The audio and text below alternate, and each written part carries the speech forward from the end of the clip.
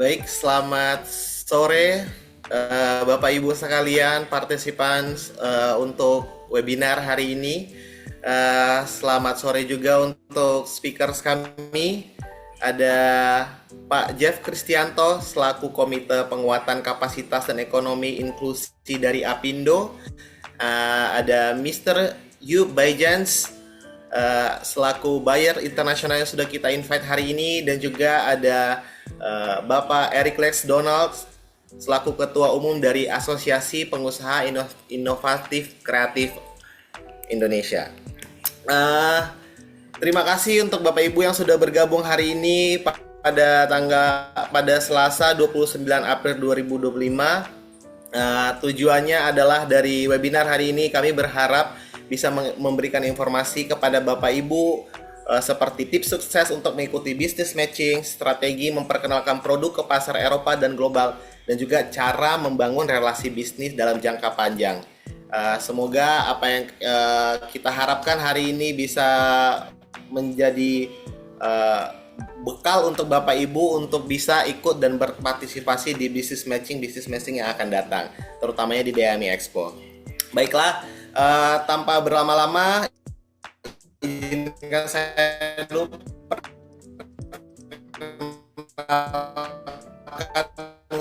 untuk speaker pertama kita, yaitu ada Pak Jeff Kristianto. Pak Jeff, apa kabar Pak? Terima kasih waktunya. Pak Jeff, hari ini Pak. Ya, saya sharing tentang gimana memperluas secara berjaring dan juga apa yang sih sebenarnya mau diketahui oleh para buyer, juga menjaga hubungan baik dengan mereka ya tentunya. Ya, benar Pak. Oke, kalau begitu Pak Jeff, tanpa berlama-lama mungkin kami persilakan waktu dan tempatnya Pak Jeff. Kami persilakan. Terima kasih Pak Angga. Boleh saya izin untuk bisa saya share screen?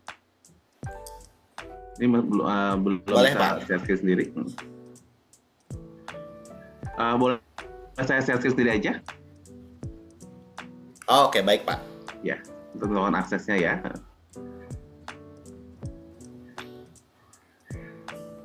Sudah Pak? Sudah. Oke. Selamat sore semuanya. Salam dari Bali. Terus saya bagian Apindo yang berlokasi di Bali. Kita senang sekali bisa diberikan kesempatan untuk memberikan sharing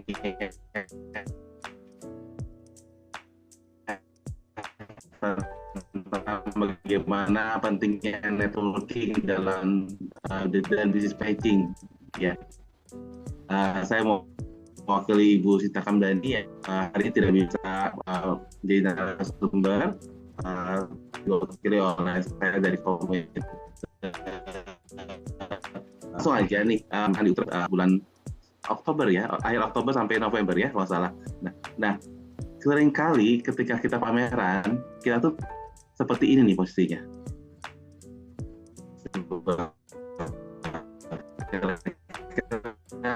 Apa nih yang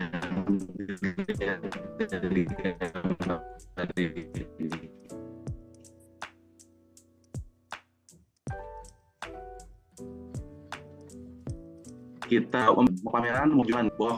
Lalu kita menawarkan produk kita. Lalu kita tawarkan, kita juga bingung nih sebenarnya apa yang mesti ditawarkan, dan pembelinya tambah bingung. Pembelinya juga nggak ngerti. Ini dia nawarin apaan sih gitu. Jadi kayak kita menawarkan tulang ke gajah gitu. Dua-duanya bingung, dua-duanya nggak tahu apa yang harus dilakukan ya.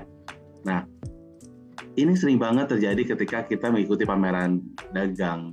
Merasa kita sudah mempersiapkan semuanya, tapi sebenarnya kita tidak memahami sebenarnya apa yang ada di benaknya si para pembeli ya, sehingga kita nggak capek-capek keluar uang banyak untuk pameran, traveling ke Eropa, ujung-ujungnya nggak dapat apa-apa.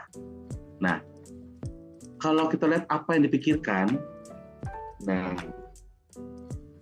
ada 4 hal yang dipikirkan oleh buyer. Nanti Pak Yop mungkin akan bisa lebih mendetailkan nih. Ada satu yang bagian pertama adalah bagaimana ini booth-nya apa sih nih? Apakah barang-barang dijual di booth ini cocok buat kebutuhan saya? Saya bisnisnya baju, tapi apakah baju ini cocok buat kebutuhan saya? Nah, dia akan berpikir ada 4 area yang dia pikirkan. Dia akan pikirkan kalau baju ini apakah sesuai dengan perilaku pasar saat ini. Perilaku pasar saat ini tuh misalnya orang-orang udah mulai concern terhadap produk-produk yang lebih sustainable, ya, yang lebih ramah lingkungan, yang tahu di mana dibuatnya, gitu ya. Berbeda sekali dengan perilaku pasar mungkin 10 tahun yang lalu, gitu. Jadi harus update nih gimana perilaku pasarnya. Nah, si bayarnya akan mikir barang yang dijual cocok nggak dengan perilaku pasar yang saya targetkan. Dari sisi kedua, dari sisi keuangannya, apakah ini saya bisa produknya bisa didistribusikan dengan mudah? Barangnya kegedean nggak? Gimana dalam satu kardus itu isinya berapa banyak? Ini distribusinya mudah nggak dari Indonesia ke Eropa? Kalau di Eropa kan nggak semuanya dia import hanya untuk di Belanda aja, terutama untuk Belanda ya. Biasanya Belanda itu adalah importir-eksportir. Mereka mengimport, lalu mereka juga mengekspor ke negara-negara lainnya gitu, di negara-negara sekitar.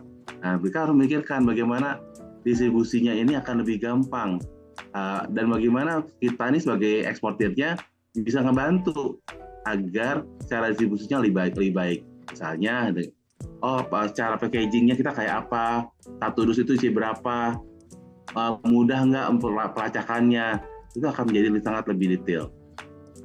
Kemudian dari sisi harga pastinya, secara finansial gimana nih?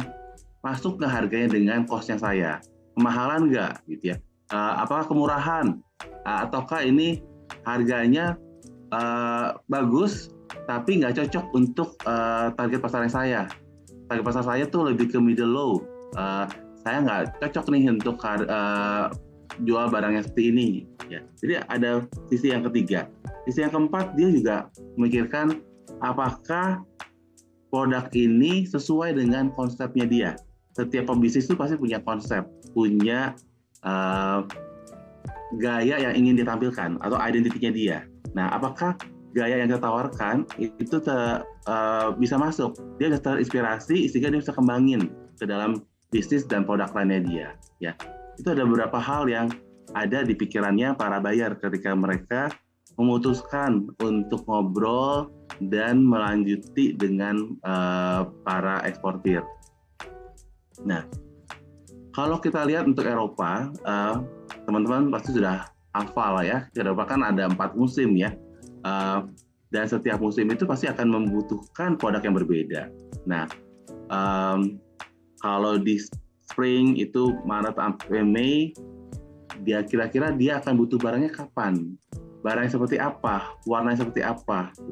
Nah, hal-hal kayak gini hanya bisa didapatkan kalau kita bisa memahami apa yang dibutuhkan oleh si buyernya. Kalau kita tidak mengenal buyer itu secara personal, tidak tahu juga secara bisnisnya mereka seperti apa, atau perilaku mereka seperti apa, kita juga bingung ya. Apalagi kita mungkin nggak pernah tinggal di sana, nggak pernah tahu juga kehidupan di sana ya. Jadi kita hanya meraba-raba gitu. Contohnya misalnya, kalau kita punya produk yang cocok untuk dijual di spring ya. Kalau di spring biasanya warnanya agak lebih kalem-kalem, pink gitu ya, biru muda gitu ya, bunga-bunga kecil gitu ya. Itu dia akan mulai jual di bulan Maret ya, karena mulai spring. Nah, dia akan butuhnya kapan untuk belanja dari Indonesia? Nah, kita harus mundur tuh.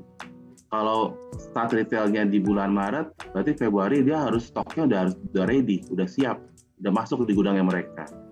Berarti untuk ngirim dari Indonesianya harus dari Desember, karena untuk pengiriman tuh butuh waktu bisa sampai 2-3 minggu kalau pakai kontainer, kecuali pakai dalam jumlah kecil ya, pakai FedEx atau pakai DSL seminggu juga nyampe gitu ya.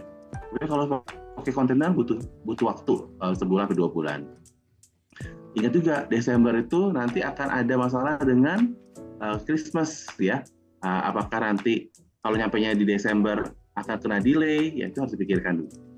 Nah, kalau kita shipmentnya di Desember, produksinya nggak mungkin dong, tahu sendiri di kita janjinya barang selesai 2 minggu jadinya sebulan gitu ya. Biasanya para buyer itu mengundur 2 bulan. Jadi Oktober itu harus mulai memproduksi barang ya. Di barang itu harus produksi di bulan Oktober gitu. Sudah berarti sampel segala macam sudah oke, hingga Oktober itu sudah oke. Berarti mundur lagi sebulan, di September itu komunikasi dan order pertama kali setuju bolak-balik PO sampel gitu ya, itu baru di September. Pertemuan pertamanya bisa mundur lagi di Agustus ya. Jadi bila kita pamerannya nanti di bulan Desember misalnya atau di November, kemungkinan produk yang kita akan jual tidak akan dipersiapkan untuk pembelian atau penjualan di spring. Kemudian akan mundur tuh, produknya akan dipakai di summer atau di autumn. Ya, jadi apa yang kita siapkan untuk koleksi-koleksi mereka. Karena kalau kita jualannya, pamerannya di bulan November, itu adalah di first contact-nya kita kan. Kalau mepet, kalau kita jualnya untuk produk-produk yang spring. Ya, jadi kita mikirnya harus bisa hampir 6-8 bulan sebelumnya di produk yang disiapkan. Nah, gimana caranya agar kita mengetahui siapa saja kontak-kontak buyer, sehingga kita bisa memperkuat nih relasi kita, menghubungi daftar para buyernya yang ada di negara tujuan ekspor kita. Ya. Kita bisa memakai cara yang paling sederhana yang biasanya saya ajarkan adalah mencari data buyer dari website asosiasi, ya, atau dari katalog pameran. Nah, biasanya kalau katalog pameran itu buka misalnya pameran di Belanda, ada pameran fashion, dicari website pameran itu, lalu dilihat daftar exhibitornya. Karena di Belanda sendiri atau di Eropa, orang yang berpameran itu mereka juga jualan ke toko-toko retail. Nah, kita cari siapa saja eksibitornya di sana. Jadi mereka akan import dari kita, lalu dia akan jual ke toko-toko retail di sana. Nah, ini saya beri contoh ya. Semudah kita pakai Google. Kita pakai kata kuncinya fashion shop atau fashion association di Albania. Saya targetkan daerahnya Albania nih. Nah, di Albania ini ada berapa nih keluar nih? Ada Fashion Group Albania, LinkedIn-nya. Ada ini Albania Fashion Designer Association. Ya, dapat nih World Fashion Directory and Style Guide. Di sini kita langsung dapat daftarnya nih, direktorinya nih. Nah, kira-kira yang cocok buat kita siapa? Kalau fashion brand mungkin agak sulit, desainer mungkin agak sulit. Kita kayaknya lebih cocok sama toko-toko retail misalnya, karena kita pengen brand kita masuk ke dia. Tapi kalau kita ngerasa kayaknya saya cocoknya jadi upload aja, saya bikin produksi, mereka pakai desainer mereka nggak masalah, ya. Kita bisa cari yang desainer, cari daftar desainernya. Nah, kalau kita klik retailer di sini, nah, keluarlah daftar retailer yang ada di Albania, para fashion designer atau fashion shop di Albania. Ya, di sini ada Arabian Boutique, ada City Shoe Footwear Retail, dan macam-macam. Di sini kalian bisa klik infonya dan bisa dapat semua data kontak. Ada emailnya atau nomor WhatsApp-nya gitu ya. Nah, kita bisa kirim undangan ke mereka 1-2 bulan sebelumnya.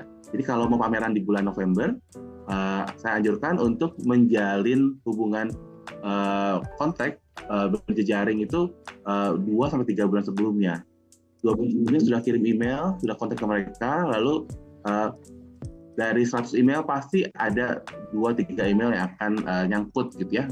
Dan dalam menulis email pun harus lebih hati-hati agar emailnya jangan terkesan seperti spam. Jadi nggak boleh mengirim email, satu email dengan semua nama CC-nya banyak banget sampai 100, itu nggak boleh. Ya, jadi harus satu-satu atau masukinnya di BCC. Kemudian juga jangan mengirimkan attachment berbentuk PDF. Kalau kita ngirim email baru, kita nggak pernah kenal mereka sebelumnya, kalau kita kirim email PDF, ada PDF-nya, mereka akan curiga itu adalah virus. Ya, jadi jangan kirim yang ada PDF-nya. Gimana caranya agar mereka percaya sama kita? Kirim email, lalu masukkan foto produknya di dalam body email. Itu, jadi ketika mereka buka emailnya, foto kita keluar. Jadi tanpa mereka harus buka attachment. Itu tipsnya. Nah, dari sini selain dari websitenya asosiasi, ya ada beberapa poin lagi. Bisa directory department store juga bisa, ya. Tadi websitenya pameran dagang juga bisa. Kedua, gimana agar lebih banyak dapat mitra-mitra baru, ya, kenal dengan mereka, kenal dengan karakter mereka, apa yang mereka butuhkan, gitu ya. Seperti tadi, mengetahui apa yang mereka butuhkan di bulan ini. Caranya paling gampang sebenarnya adalah terlibat di asosiasi. Ya. Manfaatkan jejaring yang ada di saat-saat asosiasi melakukan kegiatan, ya, seperti Apindo,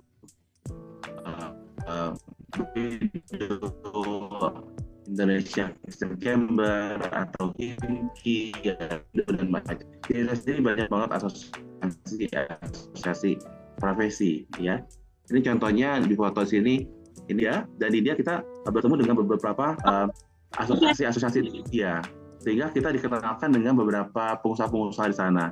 Nah, ini adalah kesempatan kita untuk berjejaring, karena kalau saya sendiri saja ke sana akan sulit untuk bisa ketemu banyak eksibitor secara langsung atau ketemu langsung dengan para pengusaha secara langsung, dan bisa sangat terbuka. Saya diajak lihat ke pabriknya segala macam. Nah, itu adalah kesempatan yang bisa didapatkan kalau teman-teman bergabung dengan asosiasi. Jadi silakan yang belum bergabung dengan Apindo bisa bergabung ke Apindo, ya, bisa buka ke websitenya Apindo. Kemudian juga kita bisa melakukan pendekatan dengan ITPC dan atas perdagangan di negara-negara tujuan. Jadi dari di Indonesia kita punya namanya atas perdagangan. Itu melekat di semua kedutaan Indonesia di luar negeri, ya. Atas perdagangannya pasti ada di seluruh dunia, ya. Tapi kalau asas perdagangan itu kadang-kadang dia lebih banyak hubungannya dengan yang G2G, ya, government to government, ya. Kalau yang ke bisnisnya, biasanya teman-teman lihat di websitenya Kementerian Perdagangan, ITPC, ya, Indonesia Trade Promotion Center. Tugasnya ITPC adalah untuk mempromosikan produk-produk dari Indonesia. Jadi teman-teman bisa kenalan dengan teman-teman kita sama orang Indonesia yang menjadi duta di ITPC dan atas perdagangan, ya. Caranya gimana? Cara paling gampang tanpa harus ngeganggu mereka adalah kita follow Facebook dan Instagram mereka. Ini contohnya, ya. Ini atas Facebooknya atas perdagangan Canberra, ya, Australia. Jadi kita bisa lihat aja nih, follow Facebooknya mereka ngapain, ya. Karena kalau mereka ada opportunity, mereka juga akan promosikan di sana. Ada pameran nih, kita bisa ikut pameran mereka di sana karena ada fasilitas di sana. Atau mereka ada permintaan nih, lagi ada permintaan di Canberra, Australia lagi butuh baju musim dingin misalnya. Mereka kan pasang di sana, lalu kita bisa apply di sana. Atau ke ITPC. Nah, ITPC yang tadi, ini contohnya Instagram ITPC Osaka. Ya, kita bisa lihat di sini, Osaka. Banyak kegiatan-kegiatan business matching juga yang mereka lakukan di Osaka. Jadi kita bisa juga manfaatkan. Kalau kita ada kesempatan lagi main ke Jepang, gitu, ya, saran saya luangkan waktu 1 hari untuk main ke kantor ITPC di Osaka. Kenalan sama teman-teman di sana, bawa sampel produk kita, bawa brosur, kartu nama yang banyak, titip ke mereka, ya. Karena tidak kenal tidak sayang, ya. Jadi kalau akan sangat baik kalau ada barang kita di sana, sehingga ketika ada kebutuhan, ada permintaan dan yang cocok, mereka ingat sama produk kita. Apalagi kalau brosur kita ada di sana, ya. Jadi manfaatkan. Kalau di jalan-jalan, jangan hanya jalan-jalannya, luangkan cari apakah ada ITPC di negara itu, ya. Kalau ada, luangkan waktu untuk temuin, ya. Nah, selain berdagang, kalau kita sudah berbisnis, ketemu dengan mereka di pameran, ya, jangan hanya memperlakukan mereka hanya sebagai rekan bisnis, ya, tapi harus jaga hubungan baik atau relationship. Saya sendiri, bisnis saya 20 tahun yang lalu adalah di eksportir home decor, kerajinan tangan. Saya masih punya beberapa buyer yang sampai hari ini tuh masih berhubungan baik sama saya.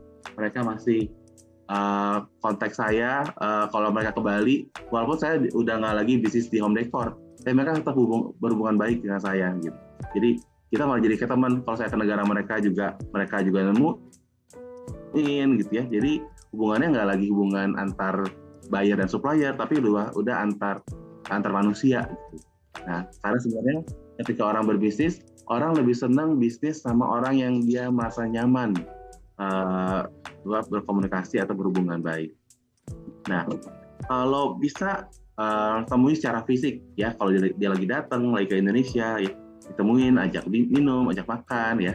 Tapi hati-hati juga dalam etika mentraktir orang gitu ya, karena setiap negara biasanya punya karakter yang beda-beda, ya. Misalnya dari negara yang mungkin tidak familiar dengan alkohol, ya jangan diajak minum alkohol gitu ya. Atau kalau negara Eropa yang mereka nggak minum wine gitu, ajakinnya bukan minum wine gitu ya, ajak minum bir misalnya. Atau dinner aja, dinner makan Indonesia yang paling simple, karena semua orang pasti makan gitu ya. Nah, atau ketemu hanya sekedar minum kopi gitu ya, dan tidak perlu selalu ngebahas hanya soal bisnis. Jadi kadang orang juga senang ketika ketemu sama kita itu nggak ngomongin cuma tentang uang, tentang opportunity, tapi ngebahas tentang personal life, lebih hal-hal yang receh ya, tapi membuat mereka merasa engage gitu. Lalu ketika sudah mendapatkan order dari mereka, penting sekali komunikasi, ya. Termasuk ketika kita ada masalah. Setiap kali ada progres, komunikasikan. Sekarang sudah ada WA, sudah ada email, ya, gampang, tinggal di foto, kirim ke mereka. Regularly, misalnya setiap 2 minggu kabari bagaimana orderan mereka, sudah sampai mana barang mereka. Kalau dari supplier bilang, Pak, sekarang sudah mulai finishing nih, kirim fotonya ke mereka. Your order sudah di tahap finishing. Jadi mereka senang, mereka tahu ada progresnya jelas gitu, ya. Kemudian yang penting juga adalah untuk jujur, ya, dan terbuka, ya. Jadi kalau ketika ada masalah, terutama ada problem yang kayaknya bakal jadi problem besar ke depan, misalnya supplier kita ini terlambat gitu ya, lebih baik kita ngomong di awal, jangan sampai masalahnya jadi besar baru kita ngomong. Dan terakhir adalah kita harus mudah dihubungin, harus fast respon, ya. Namanya berhubungan komunikasi bisnis, orang ingin kita mudah dihubungin gitu. Ya sampai aturannya tuh kalau dulu 2x24 jam email tuh harus dibales, ya. Kalau sekarang bisnis, apalagi pembeli kita itu usia milenial, ya, harus jawab dalam waktu minimum 3 jam. Karena apalagi kalau bayar baru, kita nggak jawab 3 jam, dia pindah ke toko lain, ya, dia pindah ke supplier lain, kecuali barang kita sangat spesial, sangat spesifik gitu, ya. Jadi harus cepat responnya. Makanya kalau teman-teman biasanya berbisnisnya di Amerika, kalau teman-teman saya yang target Amerika di pagi baru tidur, karena dia selalu balas email jam-jam segitu, ya. Juga kalau Eropa mungkin nggak terlalu, Eropa masih 5-6 jam, ya, jadi masih sore-sore kita jawab masih bisa masalah. Oke. Nah, saya rasa itu aja. Yang penting kita perluas selalu network-nya kita, banyak berhubungan baik. Jadi network-nya itu bisa kita dapetin dari asosiasi, bisa kita dapetin juga dari kita cari sendiri daftar-daftar buyernya ya. Ketika dapat bayarnya pun komunikasikan, perkenalan, tidak perlu mereka beli. Jadi kalau mereka nggak belanja pun jangan rasa udah capek-capek komunikasi nggak belanja, tapi tetap jaga hubungan baik. Saya ada satu bonus yang mau saya akan sampaikan ketika tadi dapat tahu pameran di Utrecht ya. Tetap lagi nih, jejak digital ya, itu penting sekarang nih. Zaman sekarang nih jejak digital itu penting banget ya. Jadi review kalau kita ada toko di Indonesia, kemudian ada Google review-nya, itu jangan disepelekan ya. Kalau ada orang komplain nulis kata-kata yang jelek, itu harus dijawab, ditanggapi dengan bijak ya. Jangan dibiarin aja. Kenapa? Karena jejak digital itu akan sangat penting bagi calon pembeli. Dia akan lihat dulu tokonya ada nggak reviewnya kayak apa gitu ya. Kalau reviewnya jelek, terus banyak banget berulang-ulang reviewnya dan nggak pernah ditanggapi, dia ngerasa berarti ini perusahaannya nggak responsif ya. Masalahnya nggak pernah diselesaikan karena masalahnya selalu berulang-ulang gitu lagi. Oke, saya ada kasih bonus satu ya. Karena teman-teman mau ke Eropa, kalau mau pameran di Eropa, wajib untuk masuk ke websitenya CBI ya, namanya cbi.eu ya. Di sini teman-teman bisa masuk ke market information. Saya akan bukakan websitenya langsung. Stop share dulu ya. Kita masuk ke websitenya aja.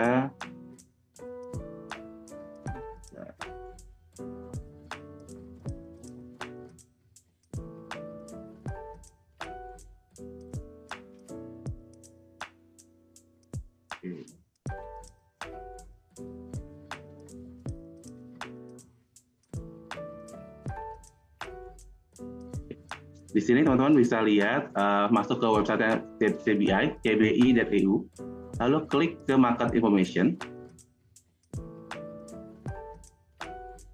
Nah, di sini dilihat ada daftar komoditasnya.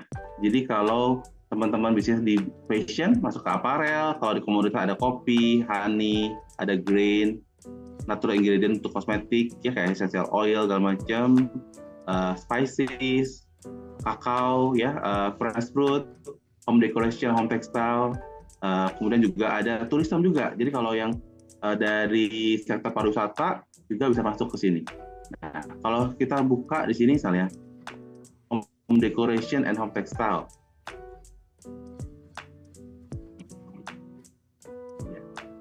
kita bisa lihat, bisa gedein dikit.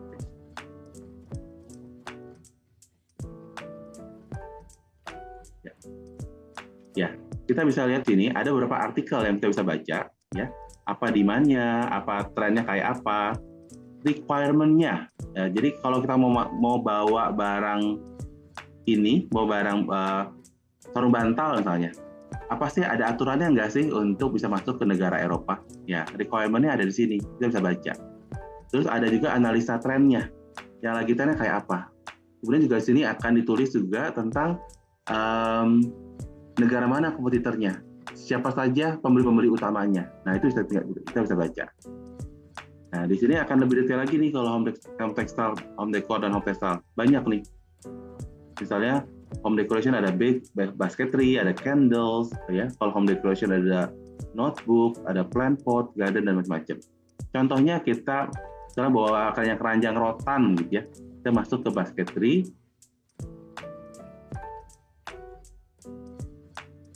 Nah, di sini akan ada 2 artikel tentang exporting basketry to Europe. Ada market potensial dan market entry. Kalau market potensial, kalau kita buka, ini akan bahas tentang apa yang berapa banyak potensi ekspor yang kita bisa kirim ke sana. Bisa dibaca. Nomor high export yang berapa, ya. Jadi kalau kita mau ekspor harus ready nih. Kalau ditanya high exportnya harus tahu berapa high exportnya kita. Ya. Bahan kira-kira bahan apa? Ukurannya.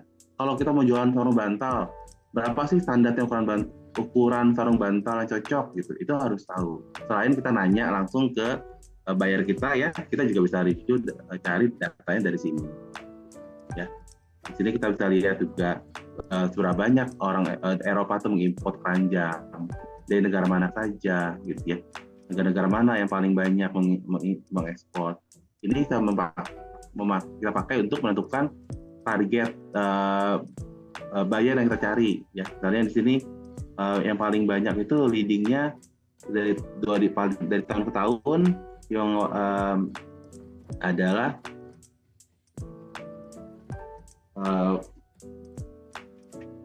yang meningkat terus itu Jerman yang paling banyak ya, dari tahun-tahun itu naik terus gitu ya. Jerman, UK, tapi paling banyak itu Jerman mengimpor keranjang.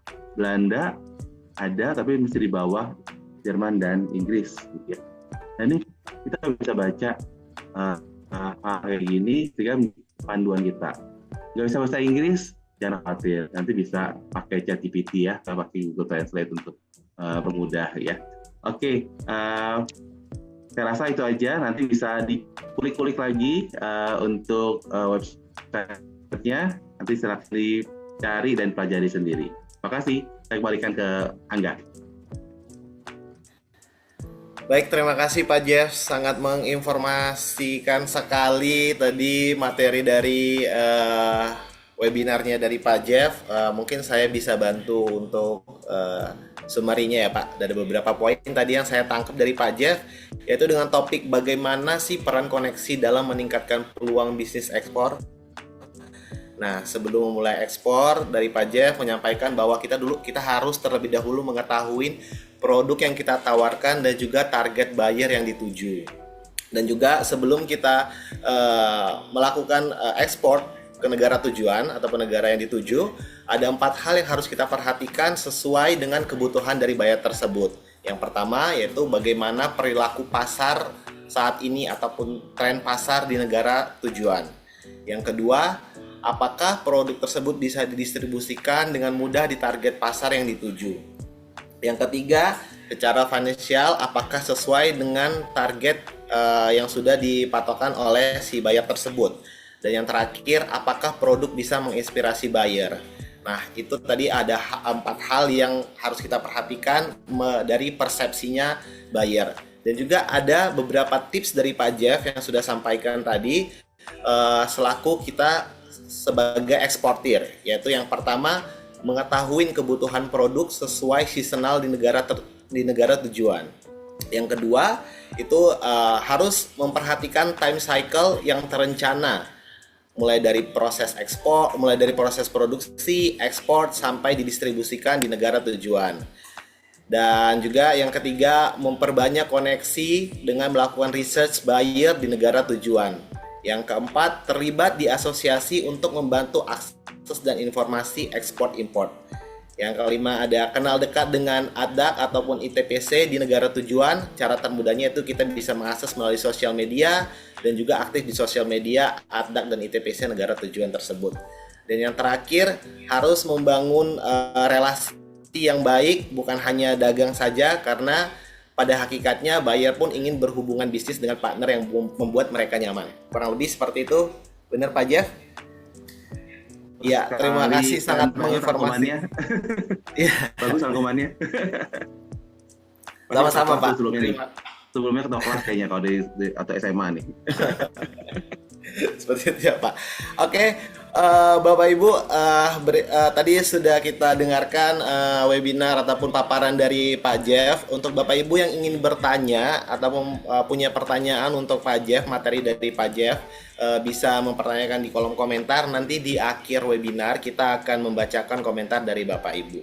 Dan juga untuk saya mengingatkan untuk Bapak Ibu yang belum mengisi daftar hadir hari ini, boleh mengisinya juga di kolom komentar.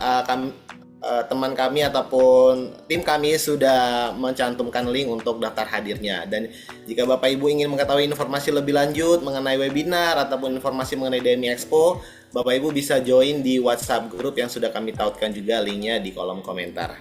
Oke, terima kasih Pak Jeff. Sama. Speaker selanjutnya we moving to Mr. Yopi. Mr. Yopi. Hello, good afternoon. Good Hello. afternoon, Mr. Yopi. How are you? I'm fine, thank you. Thank you for having me here, for What organizing time this is it webinar. in Netherlands, sir? In Holland, the time is Yes. 9:45. Oh, it's 9:45. Okay. Mr. Yopi, do you need our help to operate your battery? Yes, Or you please. can... Okay. Okay, Mr. Yopi, this webinar will be... The audience is mostly from Indonesia, so I will help you make the summary for your material today in Bahasa, so you can explain it in English, I think. Is it okay, Mr. Yopi? Yes, that's fine. Okay. I give you time, Mr. Yopi.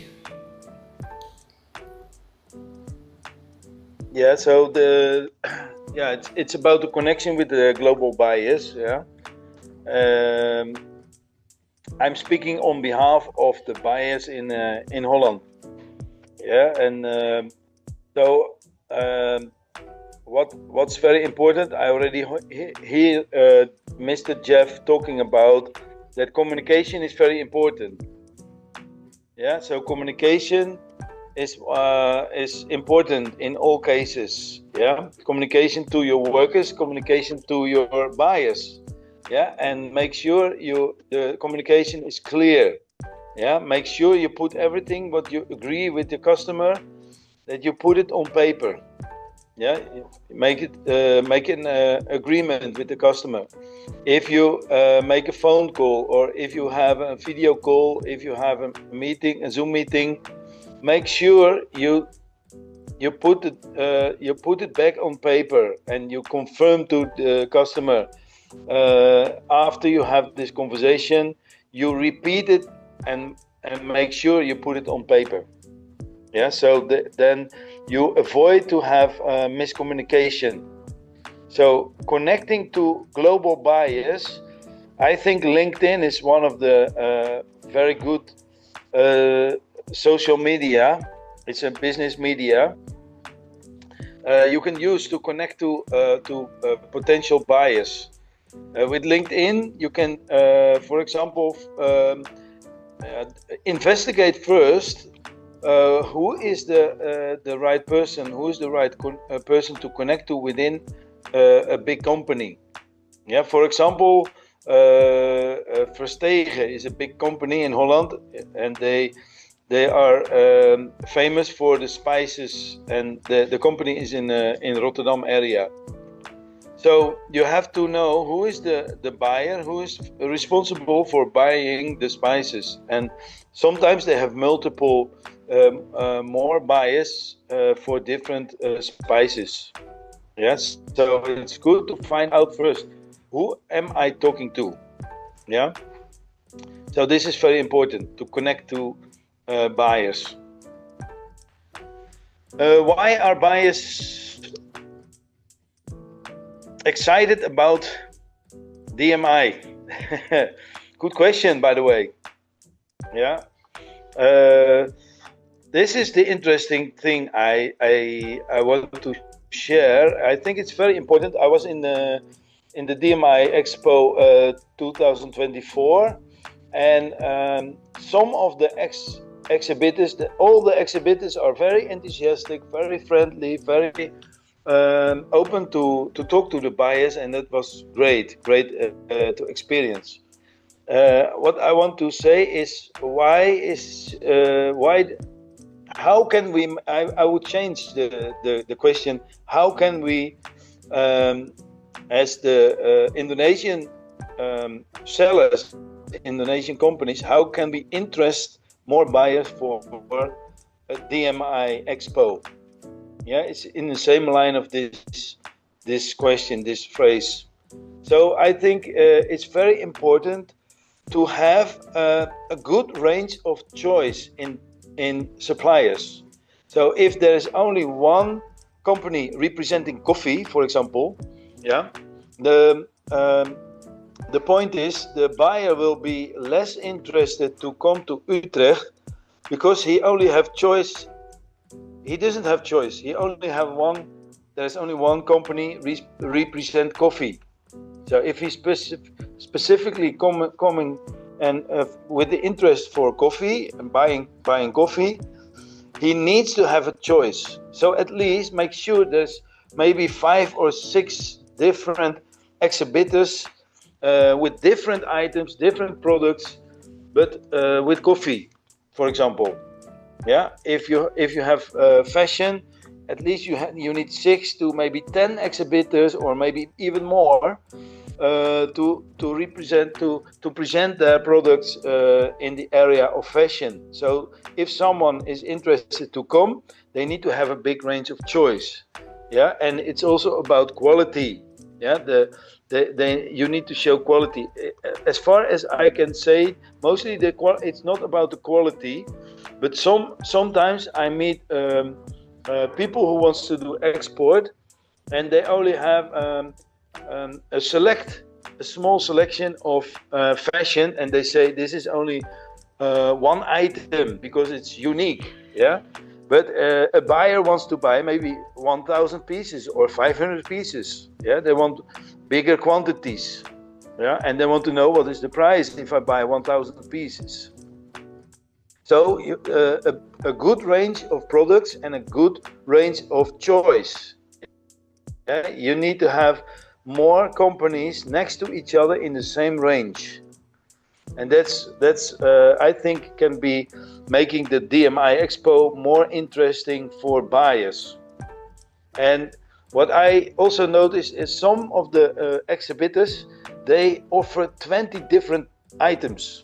Yeah, they have chips, they have snacks, they have kroephoek, they have all kind of different items, and it's for a buyer it's a bit confusing. Which one is your specialty? So you have to tell the buyers, you have to show them which one is your specialty, and maybe you can show the factory.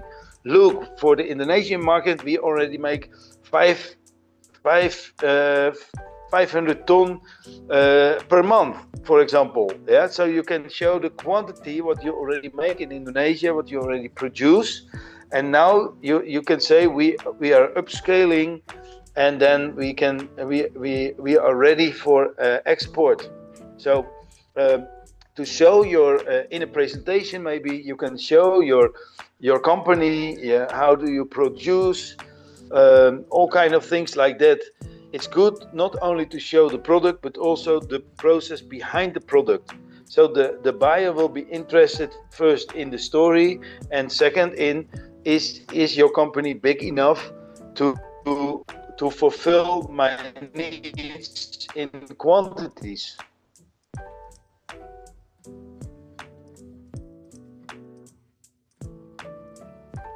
Yeah, so it's not only quality,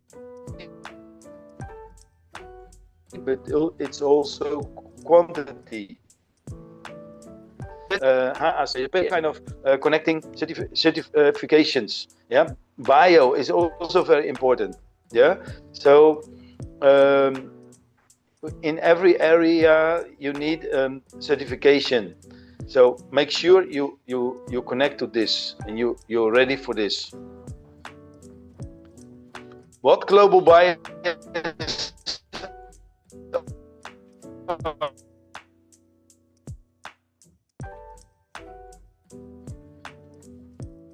are looking for?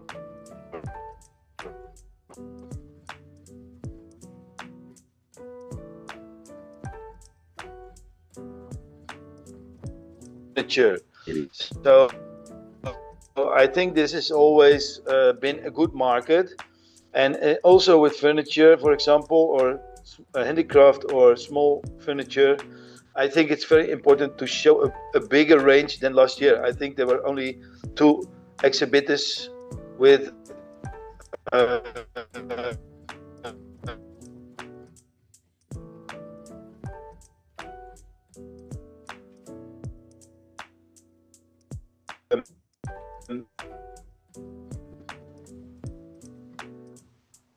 furniture. So in this, so I think it's very important to look into this to export, which can looking for. What I understand is that it takes 2 years.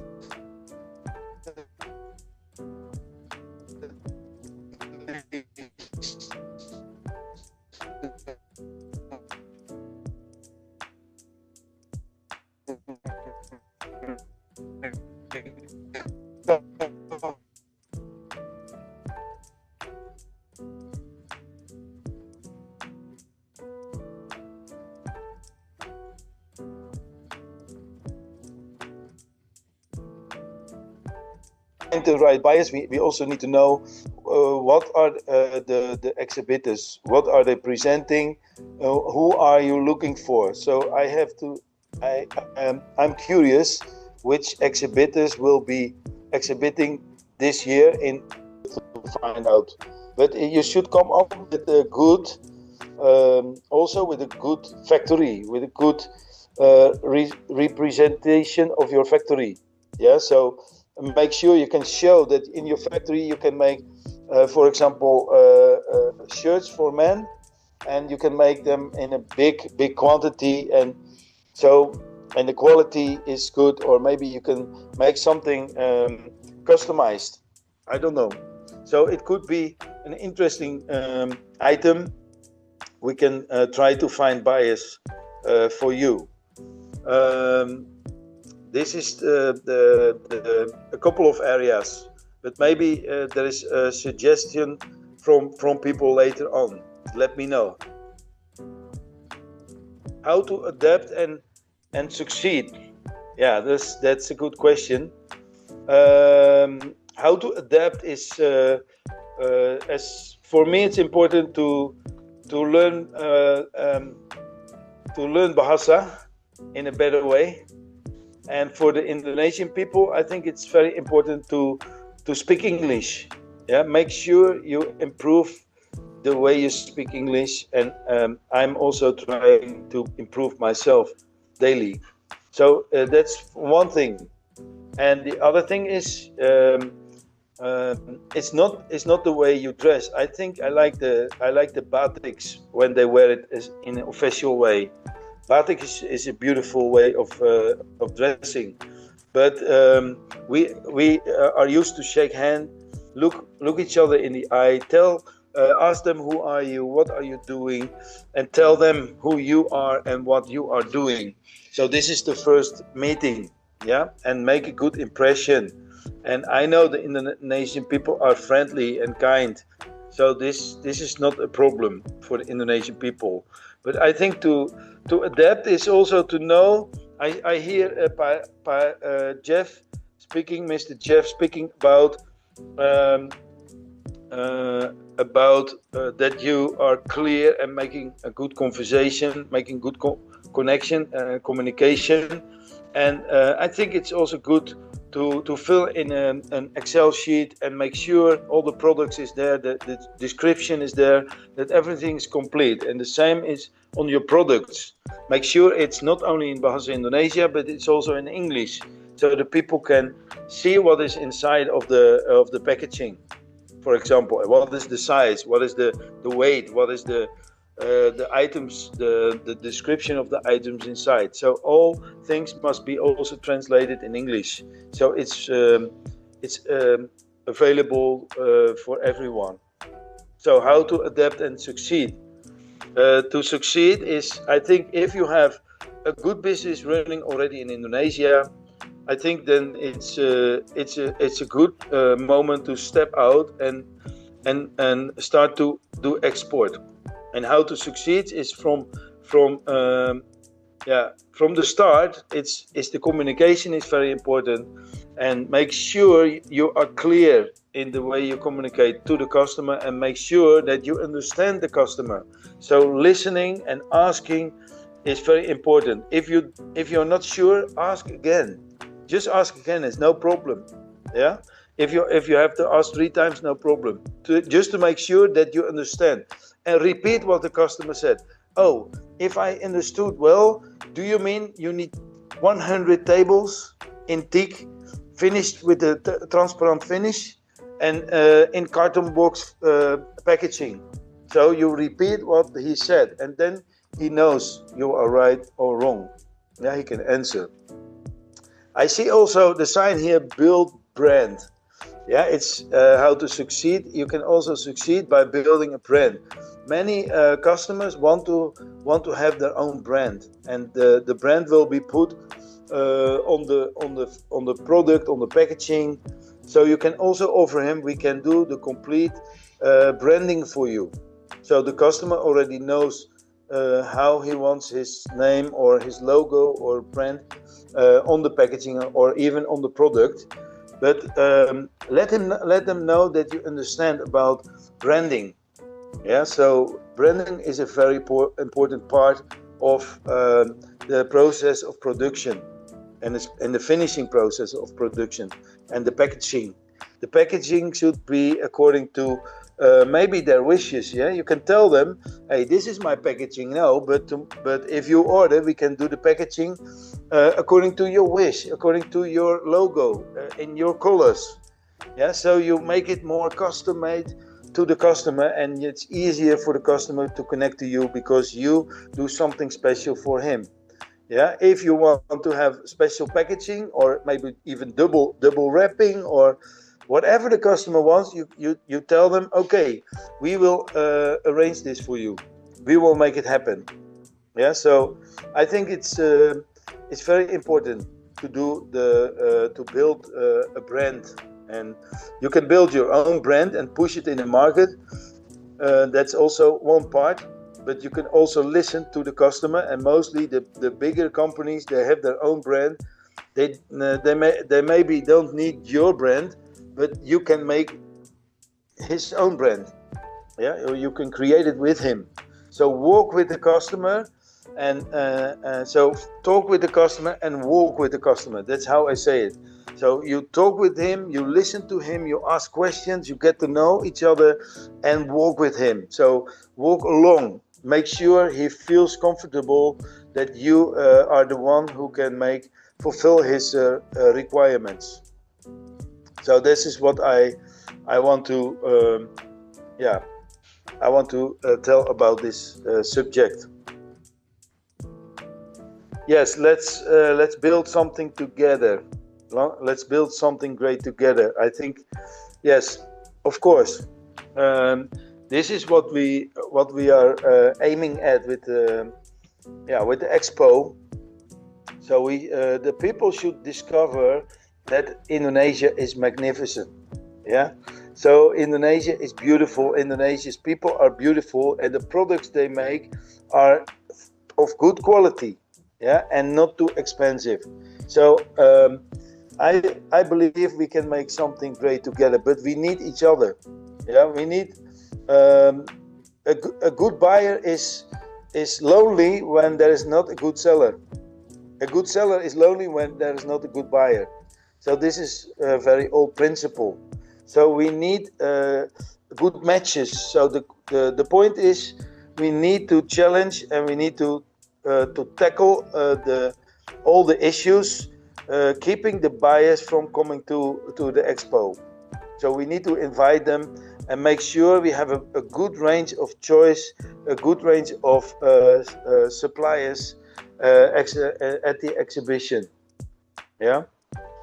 So this is what I can contribute, and yes, I can say we are very excited to meet each other in the expo for this coming year, and make sure you are there and we can meet each other. We can see what we can do for each other, and I think it's a worldwide principle. It's givers gain.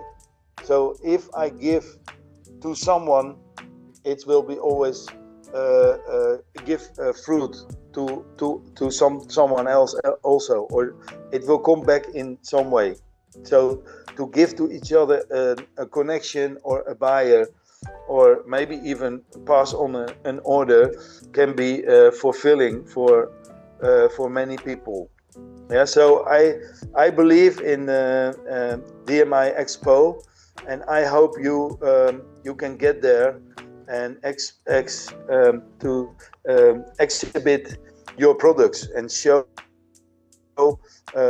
the Netherlands that you are ready for export. Okay, so Okay, any thank more you. questions?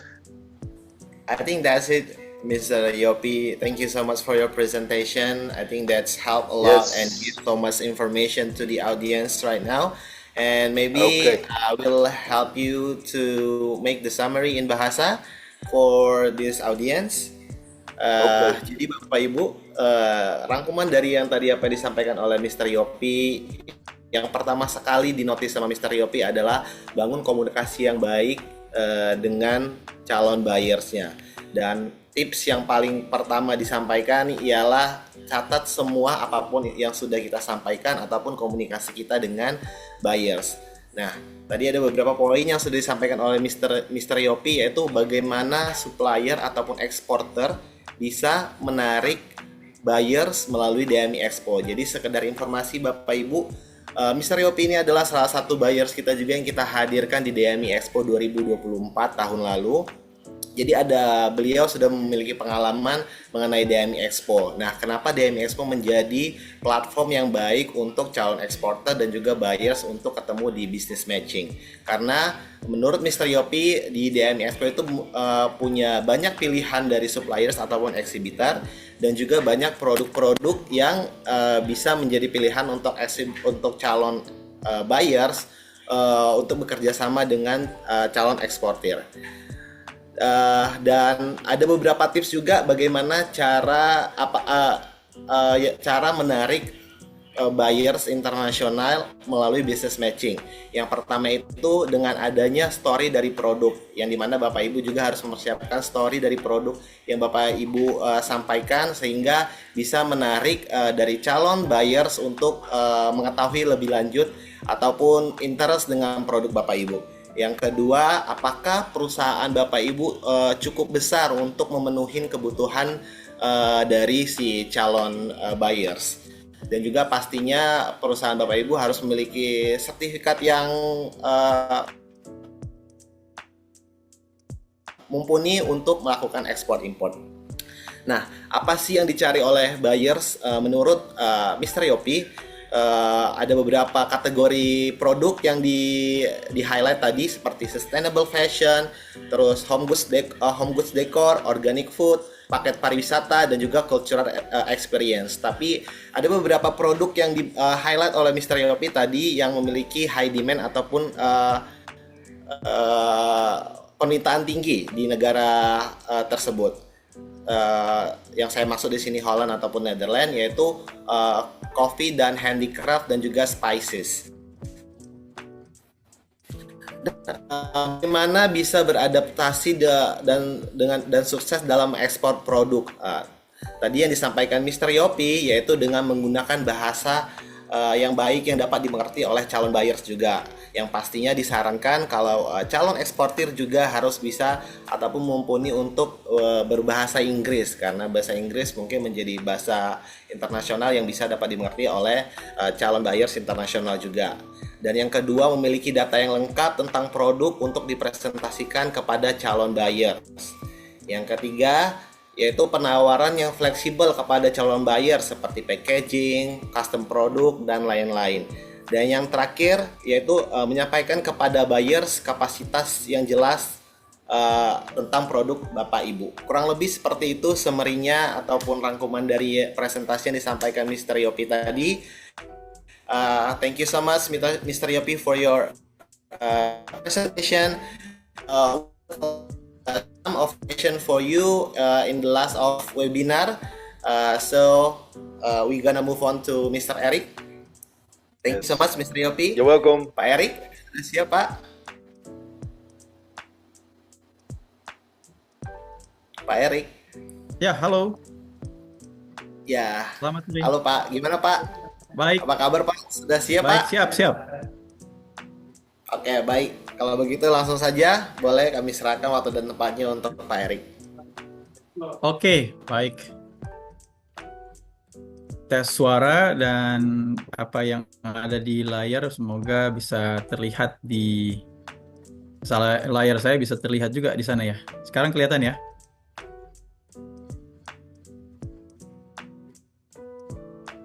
Bisa kelihatan Pak ya? Kelihatan Pak, kelihatan Pak. Oke, baik. Baik, selamat sore semuanya. Assalamualaikum warahmatullahi wabarakatuh. Selamat sore. Om Swastiastu, Namo Buddhaya, salam kebajikan. Hari ini saya diminta untuk membagi sedikit tentang persiapan bisnis matching. Ya, terima kasih Pak Angga dari tim Discovery Magnificent Indonesia Tourism and Trade Expo 2025. Dan tadi dengerin apa yang Pak Jeff sampaikan, Pak Yop sampaikan, luar biasa ya.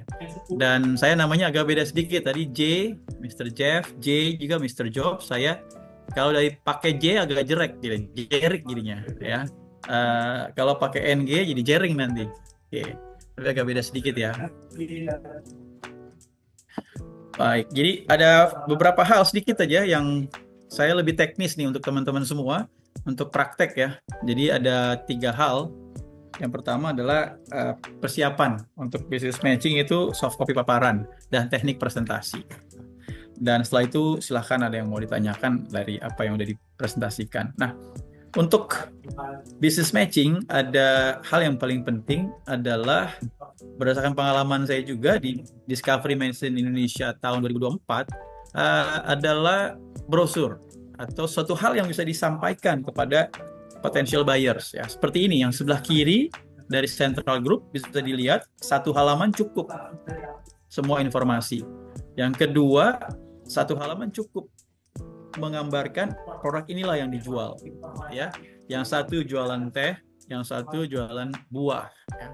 Lebih lanjut lagi contoh yang lain. Kalau mau ada informasi lebih lanjut ya. Yang sebelah kanan dia jual gambar-gambarnya jelas ya. Dia menjual apa tuh? Ada aksesoris ya. Aksesoris yang dibuat oleh Helena. Who we are, what we do, our credo. Produknya apa, mereknya apa, alamatnya di mana, emailnya, nomor telepon, kontak namanya siapa, media sosialnya apa. Jadi 1 halaman udah cukup dan ini awal yang harus teman-teman sampaikan dalam persiapan business matching nanti kalau ikut nih di acara Discovery Magnificent Indonesia. Nah, ini hal yang Pak Yopi, yang Mr. Yop cukup lihat. Nanti kalau mau tahu lebih jauh, baru dipaparkan. Produknya kan dibawa, baru disampaikan. Produk ini begini, produk ini begitu. Ya. Yang sebelah kiri kita juga bisa lihat who we are, what we do, what is our credo, kontak personnya siapa, emailnya mana, nomor teleponnya berapa, alamatnya di mana, websitenya apa, ada semua. Ya, jadi 1 halaman seperti ini aja yang harus teman-teman buat ketika nanti mempersiapkan untuk business matching. 1, bawaannya nggak banyak. Ya. 2, lebih fokus nanti jadinya untuk kalau misalnya mau memberikan atau penjualan onsite ya bawa produk lebih banyak. Nah ini cukup di print 1 lembar, nggak berlembar-lembar ya. Tapi bukan berarti yang berlembar-lembar itu nggak bagus, bagus juga. Yang berlembar-lembar bagus, kan lebih lengkap. Tapi isinya apa? Gitu. Jangan berlembar-lembar tapi isinya perusahaan ini kami mulai ketika saya dan suami saya yang dulu mantan pacar saya itu berpikir di bawah sebuah pohon yang rindang. Ketika itu kami berpikir apa ya yang akan kita lakukan jika kami sudah tidak pacaran lagi? Apa yang merekatkan kami? Apa yang bisa terus itu kepanjangan dan itu nggak dibutuhkan. Orang baca itu nggak butuh waktu banyak untuk membaca sesuatu yang baru. Dari atas scanning dari kiri ke kanan begitu nggak menarik ya udah. Oh ini kan menarik. Kiri brownies. Siapa yang nggak suka hal yang manis dibanding hal yang asin, hal yang manis? Manis dulu. Kiri brownies, baru yang kanan yang asin, kue asinnya tuh. Yang kanan rasanya asin, yang kiri manis. Bening juga sama. Kiri produknya, kanan namanya. Gitu. Jadi Sederhana satu halaman, tapi pilihan warnanya pas, fotonya bagus, ini akan menarik sehingga orang akan stay a bit longer untuk tahu lebih banyak, ya. Website selanjutnya, website juga nggak usah rumit-rumit. Ini website kami, jadi saya juga kebetulan dosen, ya. Jadi selain praktisi eksportir, saya juga mengajar di sebuah universitas di Nusantara. Kampus ini juga punya bisnis ekspor. Ini websitenya yang dijual, itu gambar-gambarnya ada. Sederhana, ya. We are a company engaged in the field of exports with years of experience in delivering high quality products to the international market. My experience, saya bawa ke sini karena yang menjalankan kan orang, ya. Namanya menggambarkan siapa yang ekspor, terus websitenya halamannya juga sederhana. Tadi halaman pertama ini, halaman kedua kalau di scroll ke bawah isinya produk. Dan produk ini ada spesifikasi. Vanili planifolia grade A, grade B. Ya. Dari spesifikasinya ada. Terus kemasannya kelihatan seperti itu. Ya. Jadi simple. Jadi orang pembeli potential buyers itu akan bertanya. Ya. Simple is good. Ya. Simple is always good. It's effective, it's efficient as well. Nah, next kalau mereka kalau tadi konsep efisiensi, konsep ketertarikan itu sudah lewat, maka kita akan menyampaikan unit selling point.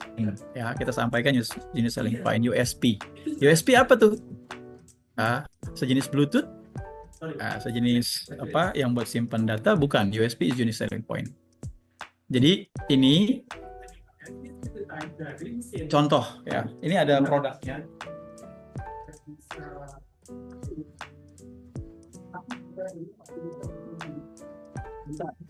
Saya ambil dulu produknya, ya. Oh, produknya Somewhere. Wah, ini banyak sekali.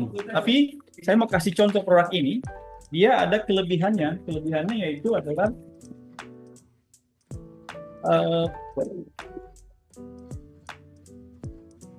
jadi produk ini kelebihannya adalah kemasannya. Kemasannya ini premium banget untuk sebuah teh. Dan seperti dilihat kemasan, ya, dan desain ini sesuai dengan standar di negara tujuan ekspor. Jadi kalau ini dibuka tadi, jadi kalau Anda beli, ini ada segelnya. Setelah ada segel lalu dibuka, keluarlah ya apa yang ada di gambar itu. Ya, ini masih ada pelindungnya lagi, lalu ada tehnya. Seperti di gambar tadi. Apa kelebihannya? Kemasan dan desain sesuai dengan negara tujuan ekspor. Dan menggunakan nylon premium tea bags. Nylon premium tea bags. Walaupun nggak kelihatan nih karena ada bag ininya, ya. Dan mempunyai indikasi geografis. Ini hal yang sama yang seperti dimiliki oleh kopi gayo dari Aceh. Ya. Sama seperti ubi Cilembu. Ubi manis dari Cilembu. Ya. Indikasi geografis. Sama seperti champagne. Champagne hanya ada dari kota Champagne. Kalau dari negara lain, dari kota lain, namanya bukan champagne. Namanya adalah sparkling water. Air yang belebek-belebek. Sparkling water. Hanya dari kota Champagne itu namanya champagne. Gitu. Yang lain nggak boleh karena ada indikasi geografis. Ada hal yang menandakan champagne ya cuma dari situ, titiknya di situ, di dunia ini, di peta. Dari situ doang. Yang lain nggak bisa dibilang champagne, namanya sparkling water. Jadi kalau botolnya taruh, ini champagne, ini sparkling water, gitu, ya. Next, contoh yang lain, baju yang tadi, ya, baju, ya. Kelebihannya apa? Unique selling point-nya apa? Natalie Boutique is a company engaged in Muslim clothing. Pertama, kalau Muslims, mereka mau Muslim clothing. Apalagi kelebihannya? Unique selling point-nya, batik and embroidery applications, ya. Dia gabungan batik dan embroidery dari tahun 2003. That means they have experience. We produce Muslim clothing that always follow trends. Dari 2003 masih bertahan sampai sekarang. That means ini kuncinya karena they always follow trends. But they do not eliminate the traditional cultural accents. Ya. Dan kalau kita lihat bahwa ini printed materials, berarti harganya nggak mahal. Ya, karena dia printing, ya. Terus, nah ini ada nomor urut. Nomor urut itu bagus karena si pembeli sudah expecting, oh ini nomor 6 nih. Saya mau kencing nggak jadi, sekarang menungguin nomor 6. Nomor 6 saya penasaran, tadi saya lihat brosurnya bagus misalnya gitu. Ini nomor 5, nomor 4, nomor 3. Nanti ada lagi nomor 12, tungguin ya. Ini sekarang baru nomor 2, saya pergi dulu gitu ya. Next. Kalau sudah brosur tadi udah oke, lalu unique sell point ada, siapin ini yang harus dibawa sebelum berangkat ke DMI. Pertama, one page company profile. Yang tadi udah ada belum? Kalau udah ada, cek oke. Business card udah ada, cek oke. Business card satu hal penting sih, masukkan dikit aja buat rekan-rekan eksportir. Jangan pernah tulis owner lah. Ya, owner itu untuk small businesses ya. Even in US, bahkan di Amerika pun small businesses namanya owner. Ya, tapi if you are owner of a company, kalau Anda punya owner, pemilik perusahaan yang punya struktur organisasi, yang artinya punya jalur produksi, manufacturing, yang menggambarkan kapasitas produksi yang besar, yang menggambarkan kemampuan untuk memenuhi kebutuhan pembelian satu kontainer 20 feet atau 40 feet, yang adalah pembelian dalam bentuk ekspor, ya. Itu biasanya di business card-nya bukan owner tapi CEO atau ya Chief Executive Officer atau owner tadi, pemilik saham terbesar ya, atau CMO, Chief Marketing Officer, atau COO ya, Chief Operating Officer, bukan kalau pakai bahasa Sunda COO ya. Tetangganya Neng Karisma ya, COO. Neng Karisma tahu nama panjangnya? Neng Karisma Bahari. Itu baik banget dia mah, suka ngasih makan, tapi setelah kasih makan ditanya, makannya apa aja tadi? Gitu. Udah saya mah suka lupa kalau ditanya gitu, makanya kalau ke tempatnya Neng Karisma Bahari, begitu makan langsung, Pak ini berapa? Gitu. Neng, sabaraha ya gitu ya. Kalau enggak lupa, suruh mikir apa yang udah dimakan. Aduh, repotnya kalau makan tempe 3, bilangnya 2, yang satu nih, sampai akhir zaman. Aduh, bukannya nggak mau bayar. Lupa, rambut udah putih, udah banyak gitu. Yang repot kalau bilangnya 3, makannya 8. Itu bukan lupa namanya, itu mah emang niat aja gitu ya. Kalau lupa mah makan 3, bilangnya 2 gitu. Oke, sekali lagi, business card. Catalog. Satu hal tentang catalog, kalau Anda mau taruh sesuatu yang lengkap, ya inilah di catalog sini ya. Jadi seperti tadi tuh catalog yang ini juga catalognya tapi online catalog. Nah, ini katalog juga. Seperti ini disebut katalog, oke. Katalog nggak harus berlembar-lembar, tapi yang penting memberikan informasi lebih spesifik tentang produk Anda. Gitu. Vanilla planifolia grade A, form whole, utuh dia, colornya dark brown and shiny, flavornya strong, size-nya 15-20. Kalau yang grade B 15-17, makin pendek dia, grade-nya makin kecil. Moisture content-nya 20-35, kalau yang grade B moisture-nya 15-20 gitu. Ini udah cukup sebagai brosur ya. Karena Anda mau ke luar negeri. Bukan mau ke Jakarta Convention Center gitu ya, yang deket. Enggak bawa banyak nggak ada masalah. Di sana kan cost of everything is high. Jadi se-efficient efektif mungkin. Catalog oke. Social media oke. Website punya oke ya, udah mantap, lanjut. Apalagi selanjutnya presentasi. Nah, ketika presentasi ada beberapa hal yang penting dalam waktu kurang dari 5 menit bisa selesai. Yang pertama, perkenalkan nama perusahaan. Berdiri tahun berapa? Kasih tahu, saya berdiri dari 3 menit yang lalu, 5 menit yang lalu. Kasih tahu, Pak, saya udah berdiri dari 6 menit yang lalu, Pak, tunggu di depan. Setengah jam, gitu kan?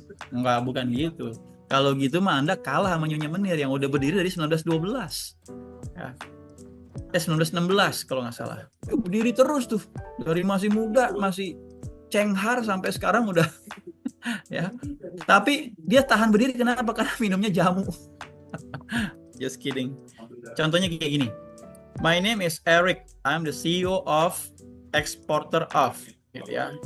My name is Eric. I'm the CEO of Undira Grade, Exporter of vanilla and spices. The company has been in business since 2019. Gitu. Ya. Sederhananya begini, setengah menit atau 30 detik cukup. Ya. Kalau dihitung, my name is Eric. I'm the CEO of Undira Great, exporter of vanilla. The company has been in the business since 2019. 11 detik. Ya, nggak nyampe 30. Next, range of products yang buat dia unggul. Contoh, karena desain yang unik, pemakaian bahan baku dari limbah. Limbah ini misalnya enceng gondok gitu ya. Jangan limbah yang thrifting gitu, bukan. Finishing dari zat yang tidak berbahaya, food grade, ramah lingkungan. Memperkerjakan karyawan ibu-ibu rumah tangga. Jangan karyawan janda-janda sekitar rumah, bukan, itu beda. Itu niatnya beda tuh ya. Tapi kalau karena niat ya mungkin niatnya baik juga. Tempat saya Pak banyak TKI, jadi janda-jandanya saya berdayakan untuk membuat produk untuk kalung dari enceng gondok misalnya, ya boleh juga ya. 2 menit cukup ya. Jadi tadi setengah menit, ini 2 menit, 2,5 menit ya. Cakupan pasar, terangkan cakupan pemasaran kemana aja, setengah menit, jadi 3 menit nih ya. Udah ekspor kemana aja ya, dikasih tahu. Kalau belum ekspor, saya sarankan ekspor. Caranya gimana? Bapak Ibu kan punya mantan pacar, punya saudara, punya teman di luar negeri. Misalnya Bapak Ibu punya teman SMA, teman SD, teman SMP, teman TK, teman playgroup. Wah, elah, masih ingat teman playgroup ya? Ingat nggak dulu? Di sana iya. Emang masih ingat? Iya, gue ingat waktu itu loh. Suka ini gitu ya. Berarti dari playgroup udah mantap nih. Nah, teman itu kalau tinggal di Belanda misalnya, atau Pak Yop, kirim aja ke Pak Yop di Belanda. Jadi Pak Yop punya alamat di Belanda, Bapak Ibu punya produk ini misalnya tadi nih, produk ini, kirim ke Pak Yop. Dengan mengirimkan ini ke Pak Yop, berarti Anda sudah melakukan ekspor. Karena ekspor itu adalah kegiatan mengeluarkan barang dari Negara Kesatuan Republik Indonesia, Pabean Negara Kesatuan Republik Indonesia, Pabean kita. Kenapa disebut Pabean?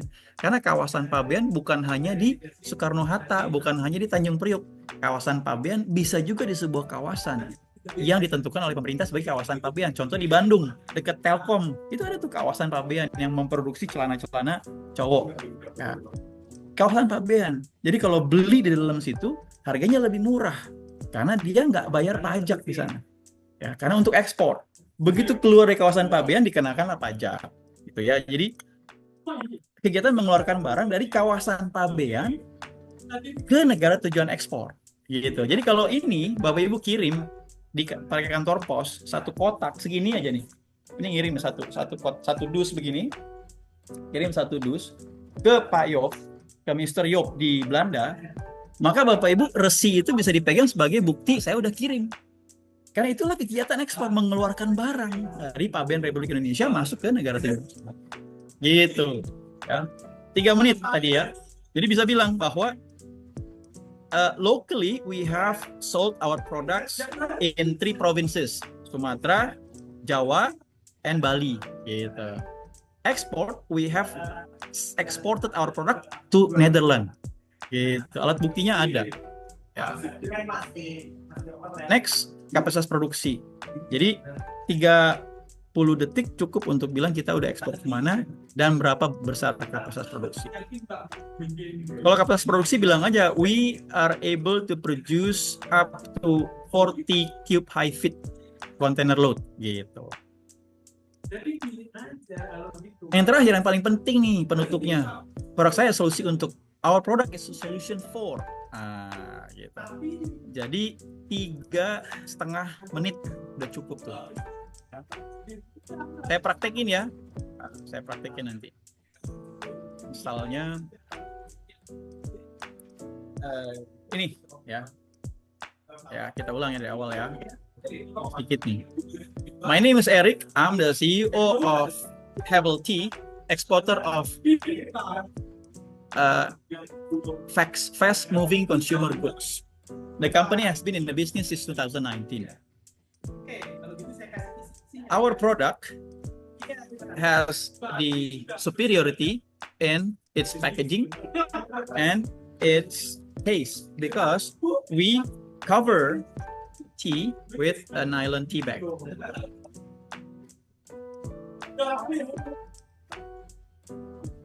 We have exported our product to the Netherlands, and we also have distributors all over Indonesia. We are able to produce 140 feet high of herbal tea. My product is a solution for people who wants to live a healthy life, supporting a good healthy life and a good healthy lifestyle. Selesai. Nanti mereka tinggal minum. Please try. Itu momen yang dibutuhkan, bukan Anda ngomong terus. Please try the tea. Taruh kasih air panas. Please try. Please, nggak ada yang nggak mau coba minuman gratis. Kasih teh. Kalau dia minuman jahe mungkin karena kan nggak terbiasa. Cinnamon. Tapi kalau teh, coklat, kopi pasti mau. Makanya di Discovery Magazine Indonesia kemarin ada stand kopi laku banget. Free taste of coffee. Ya ampun. Orang Belanda itu sehari bisa minum 3 kali kopi. 3 momen yang berbeda. Pagi, siang, sore, pagi, malam. Sering tanya Mr. Yop. Mr. Yop, you like the Netherlands? They like to drink coffee, right? Yes, they like. How many times in a day? That can be 4 or 5 times a day. Waduh, lebih banyak lagi. Thank you, Mr. Yop. Lebih banyak lagi orang Belanda. Banyak. Ya.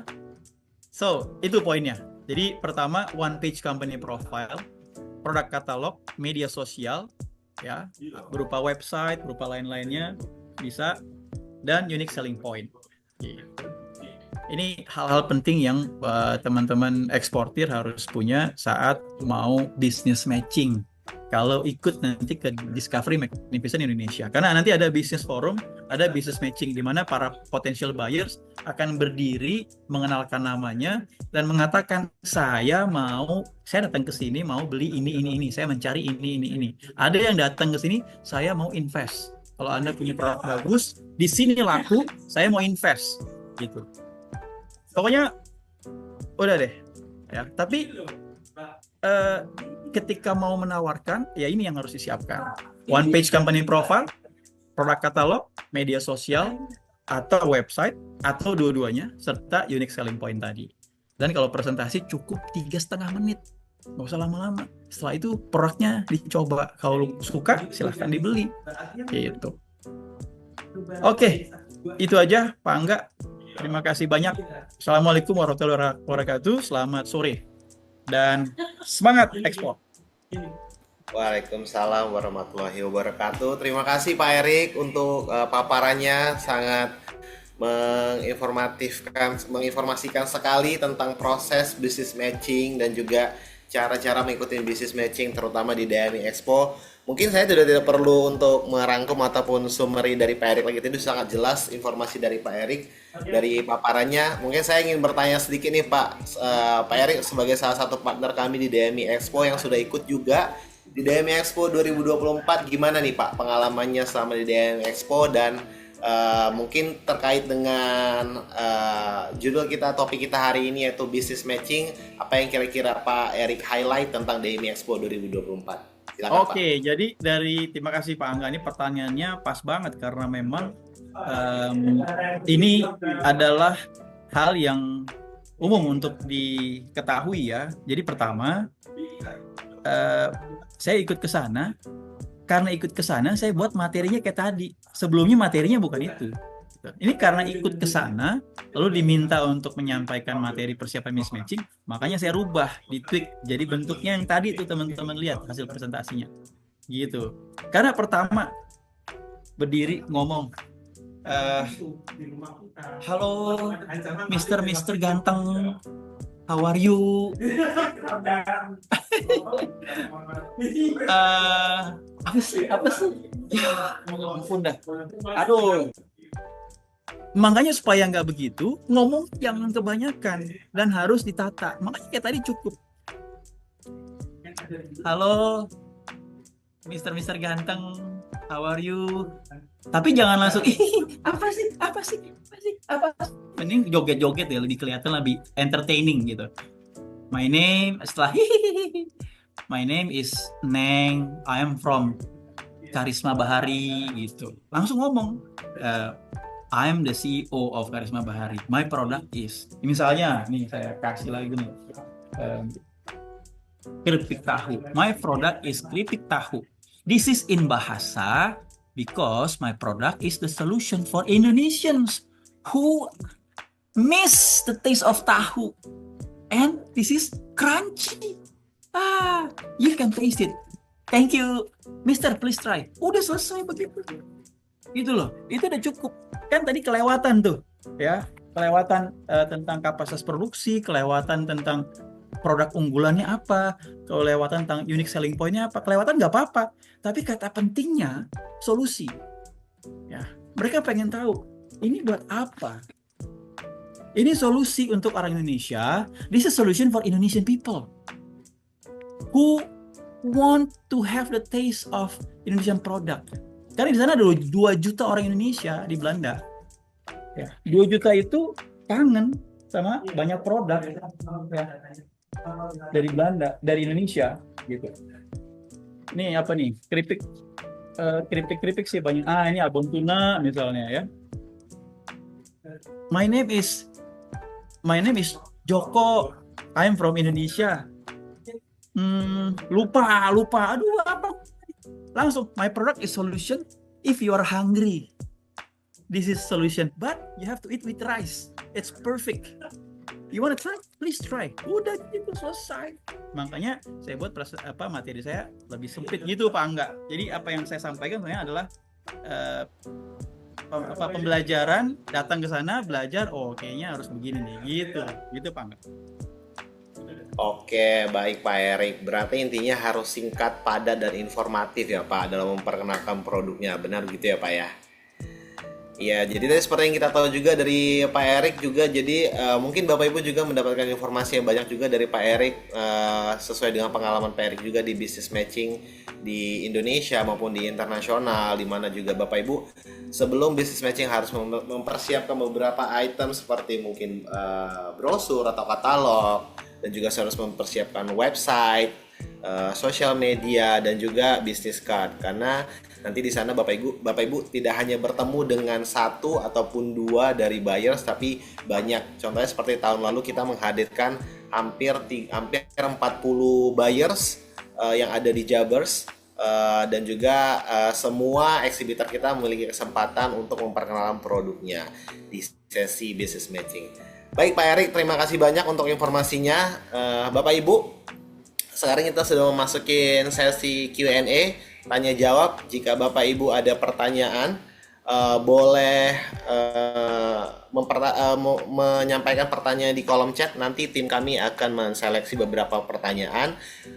Karena keterbatasan waktu, kita batasin untuk satu narasumber itu ada 2 pertanyaan. Mungkin saya bisa bantu lihat beberapa pertanyaan yang sudah ditanyakan di kolom chat. Tadi ada pertanyaan dari Mas Faisal. This question is for Mr. Yopi. Mr. Yop. The question is, how about market for coconut charcoal brick, especially for shisha, barbecue, and room heater purpose? So, Mr. Yop, what do you think about this question? Mr. Faisal is asking about how about the market for product like coconut, charcoal, brick, and especially for shisha, barbecue, and room heater purpose. Yeah, good question. I saw the question. This is also a range of products connecting to each other. I think that's good. It's positive that it's connecting, but I'm not sure. I don't know if the market in Holland already satisfied with this kind of items. We have to find out. Yeah, and I can try to find connection. But the question is, if you have a complete booth with all those items, they are connecting barbecue, charcoal, shisha. yeah, there is a market in Holland for shisha, but it's a small market in Holland. Barbecue is a big market in Holland. Yeah, charcoal for barbecue is quite quite a big market. So I know, but I don't have any connections in that direction directly, but maybe we can find out. Yeah, I know the answer is maybe not really satisfying, but yeah, to be honest, I'm not sure. What kind of can I ask? What kind of room heaters are you talking about? Oke, I will ask back to Mr. Faisal. Mas Faisal, di sini ada pertanyaan balik dari Mr. Yopi. Kita Ya, maaf. mempertanyakan room heater yang seperti apa yang Mas Faisal tanyakan. Mungkin Mas Faisal masih ada di room ini. Boleh di typing atau mungkin boleh raise hand. Aktifkan mic-nya, Mas Faisal mungkin. Mas Faisal. Okay, I think Mr. Faisal is not answer yet for your question, Mr. Yopi, but I will deliver your answer to Mr. Faisal in bahasa. Oke, terima kasih. Matur nuwun. Oke, jadi pertanyaan dari Mas Yopi tadi ialah bagaimana market untuk produk coconut, charcoal, briquette, terutama untuk shisha, barbecue dan juga room heater. Jadi untuk jawabannya adalah sejauh ini masih belum begitu memuaskan, tapi demand dari pasarnya di Belanda sendiri cukup tinggi, tapi mungkin sejauh ini masih belum memuaskan. Dan juga Mr. Yopi menyampaikan kalau beliau juga tidak begitu mengetahui banyak tentang market untuk produk ini, tapi nanti boleh dicari tahu kalau Mr. Faisal mungkin akan bergabung di DMI Expo. Seperti itu.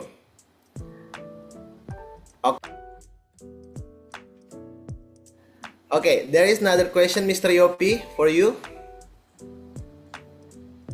The Yes. question is, what are the requirements Dutch government to accept the product we export from Indonesia? Yeah, what is the requirement? It's a good question. Depends on the area you work in. If it's food, you have to have a BRC. Yeah, BRCGS. I think it's the complete, but BRCG. You need to have the certification.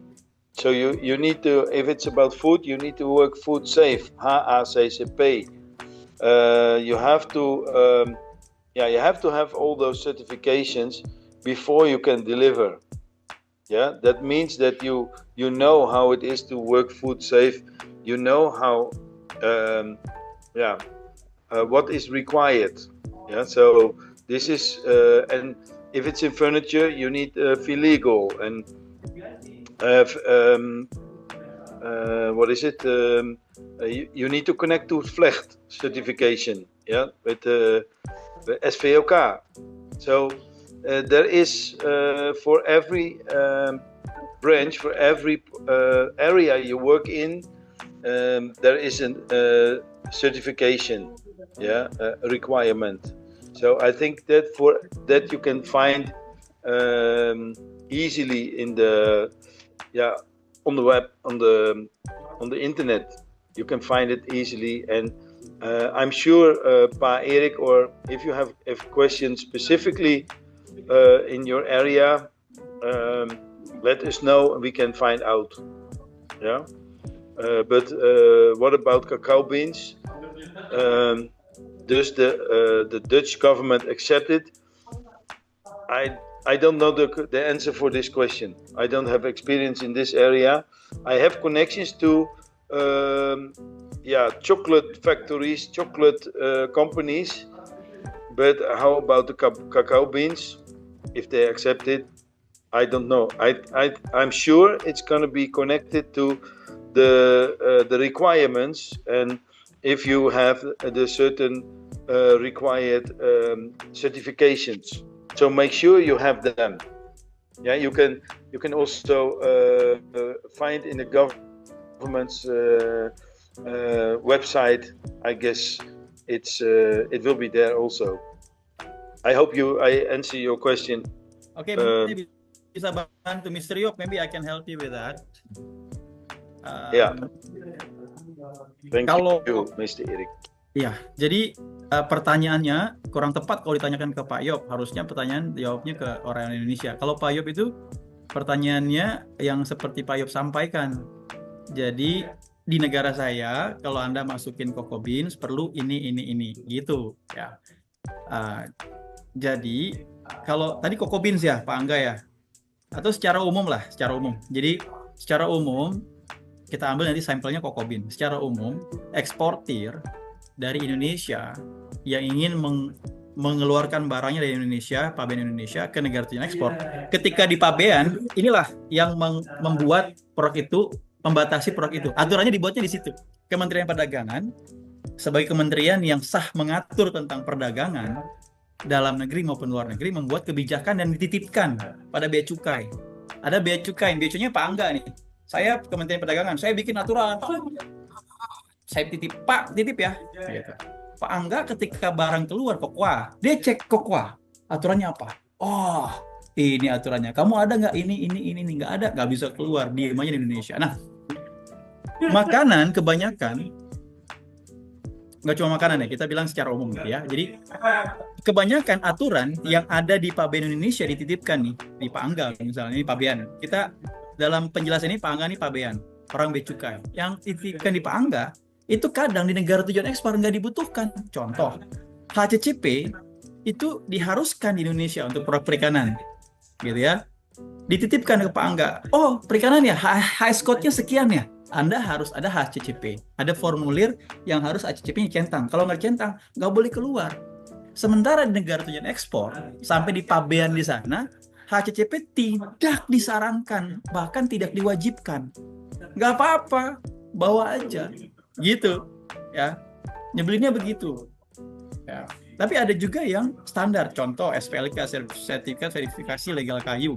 Indonesia mengharuskan, di negara tujuan ekspor juga mengharuskan supaya dia nggak dapat kayu ilegal, supaya dia nggak dapat kayu yang dia nggak merasa bahwa yang saya ini menjadi bagian dari orang-orang yang menghancurkan bumi ini. Karena tanaman, pohon, itu kan menghirup karbon dioksida.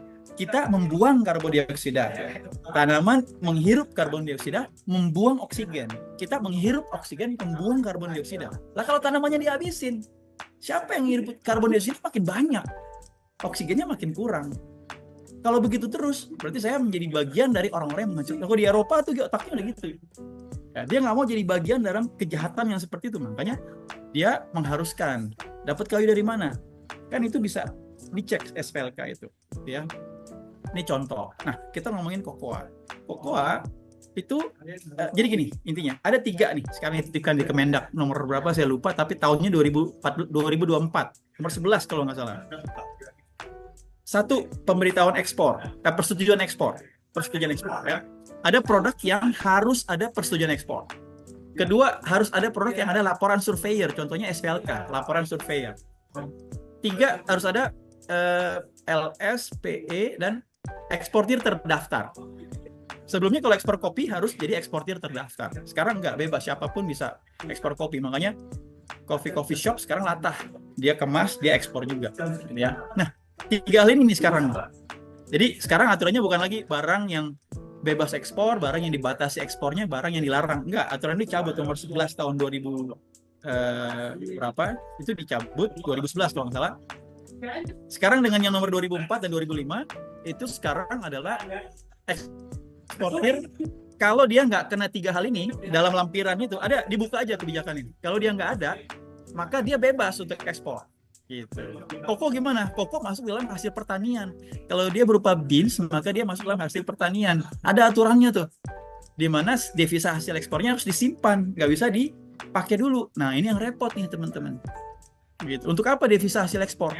Karena kita negara, setiap negara ini kan kita semua pakai hukumnya Woods, di mana uang kita di backup dengan devisa, di backup dengan emas. gitu. Makanya devisa hasil ini disimpan dulu supaya kita kuat nih, gitu. Supaya devisanya nggak kabur. Gitu. Jadi koko dalam bentuk apa nih? Kalau dalam bentuk mesis aman, dalam bentuk yang siap makan, gitu, HS code-nya aman. Tapi kalau dalam biji sama seperti kopi HS code 21 siap minum itu aman. Tapi kalau HS code yang green bean, nah kena aturan juga. Gitu sih Pak Angga, lebih kurangnya begitu. Mudah-mudahan ini nggak kepanjangan ya, tapi cukup mendalam gitu ya. Baik Pak Erik, terima kasih untuk tambahan informasinya. Jadi mungkin jawabannya adalah requirement yang ditetapkan di Indonesia dan di negara tujuan pun pasti bisa berbeda gitu ya Pak ya. Dan itu tergantung juga dengan jenis produk yang mau diekspor. Nah, kalau boleh tahu nih Pak Erik, mungkin melanjutkan dari pertanyaan ini, kira-kira ada platform yang bisa diakses untuk mengetahui requirement itu nggak Pak? Ya, secara publik. Mungkin ini bisa membantu untuk para partisipan yang ada di sini untuk mencari tahu requirement ataupun syarat-syarat apa saja untuk mereka bisa ekspor dan impor. Oh iya, iya dong. Kalau lokal itu websitenya Kementerian Perdagangan, INA TRIMS. Ya. TRIMS, terima kasih gitu. INA Indonesia, singkatan dari Indonesia, INA ya. Bukan INA Cookies atau INA Indonesia kalau kita Olimpiade INA gitu, bukan. INA TRIMS ya, dari Kementerian Perdagangan. Atau Market Access Map. Diketik aja di googling Market Access Map. Mike Alpha Romeo Kilo Echo Tango, gabung jangan dipisah. Alpha Charlie Echo Sierra. Terus terakhirnya map mikealphapapa.com. Itu yang versi bahasa Inggris lebih lengkap. Anda harus masukin negara asal barangnya apa, negara tujuan ekspornya apa, HS code-nya berapa. Jadi kalau mau pakai market access map, Anda harus tahu HS code produk Anda itu dulu. Contoh teh, HS code-nya berapa nih? Ya, ada teh yang siap minum, ada teh yang masih harus diolah lagi gitu ya. Kayak kopi tadi. Kalau kopi yang siap minum itu 2101. Kalau kopi yang masih biji itu 09001 gitu ya. Jadi itu Indonesia, Belanda 0901 itu sampai ditambahin tuh. Jadi 4 huruf pertama aja. Nanti sama dia ini bukan, tapi Anda harus tahu 4 angka pertama. Gitu. 4 angka pertama nanti sama dia dirujukan yang ini bukan. Harus ada tuh, kalau dia nggak keluar rujukan berarti angka Anda nggak dikenal. Gitu.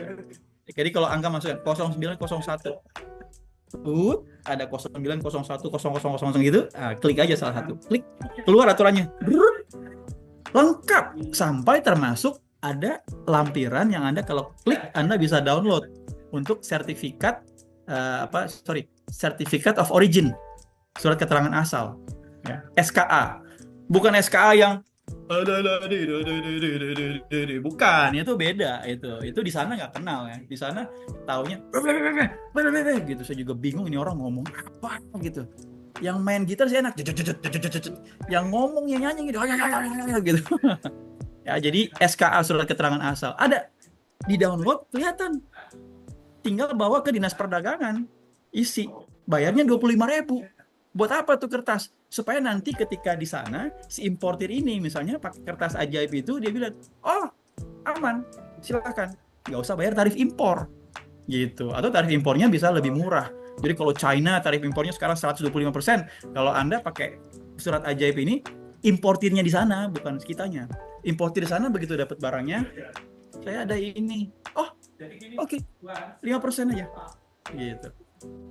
Oh nggak ada, wah bayar 125%. Oh, gitu. Kurang lebih kayak gitu Bapak Ibu secara sederhana ya.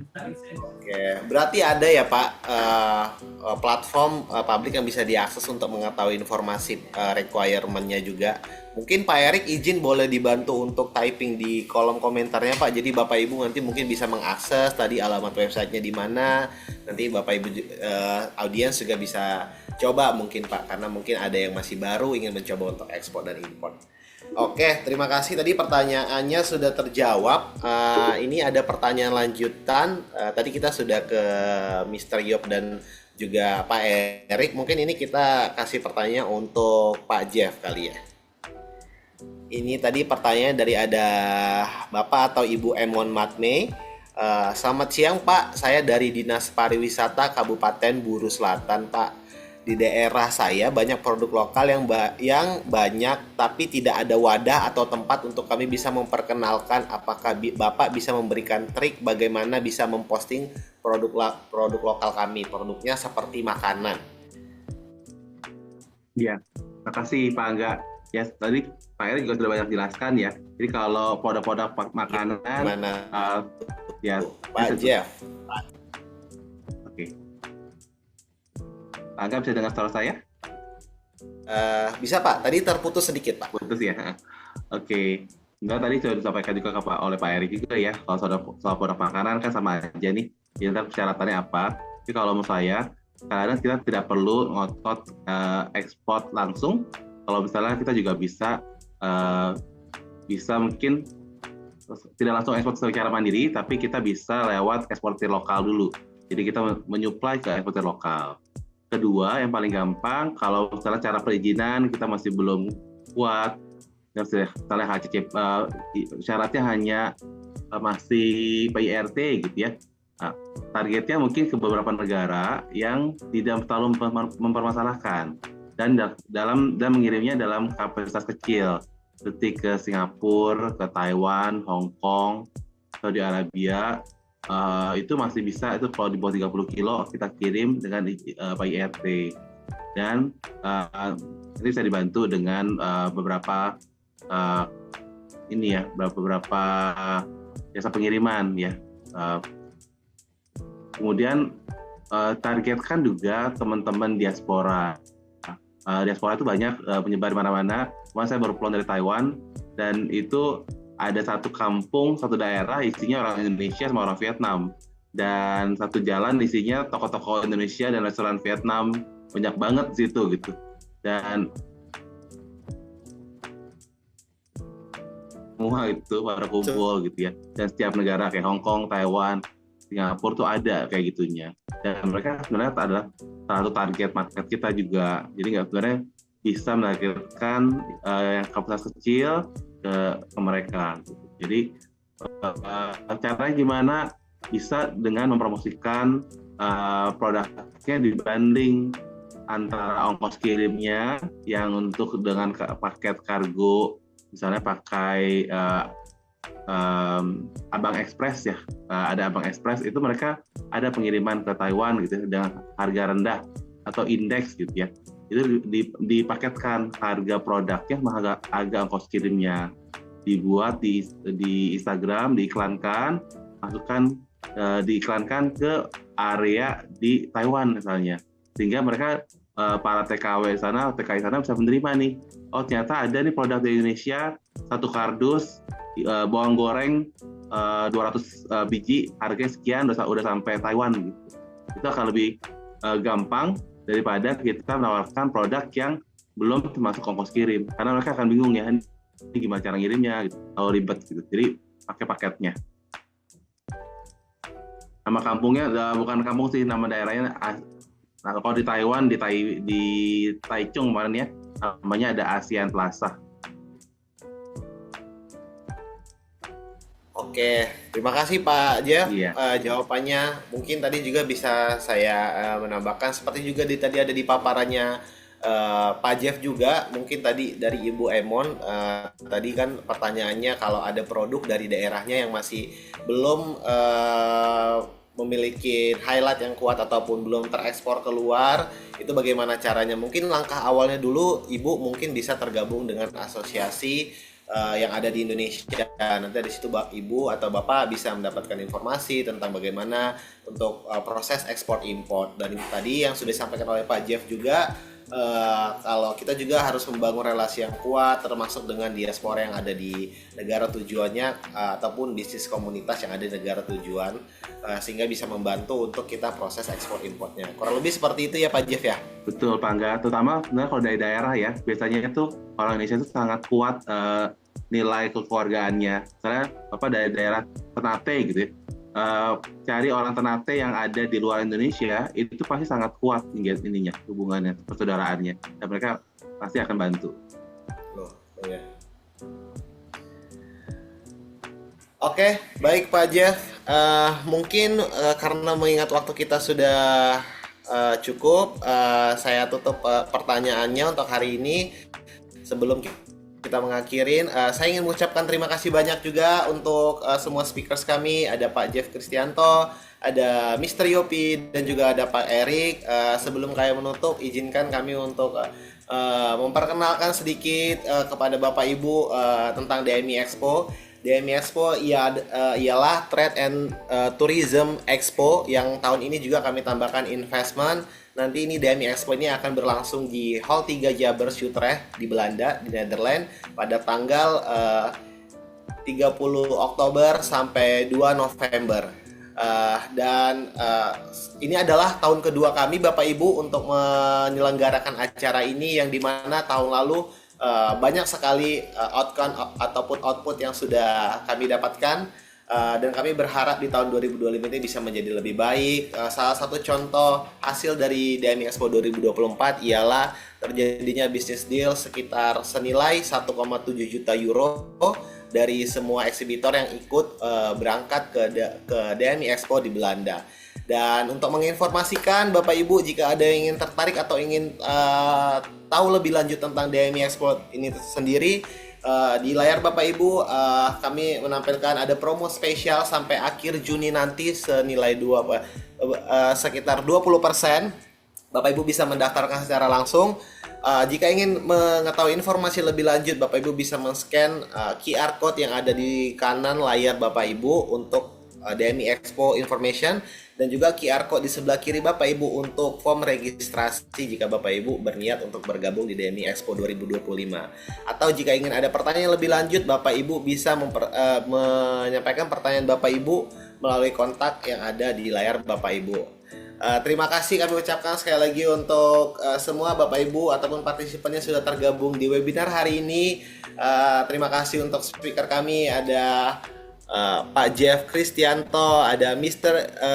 Yup, dan juga ada Pak Erik. Thank you so much. Kami tutup webinar hari ini. Wassalamualaikum warahmatullahi wabarakatuh. Terima kasih Waalaikumsalam. semuanya. Thank you. Thank you. Terima kasih. Waalaikumsalam. God bless.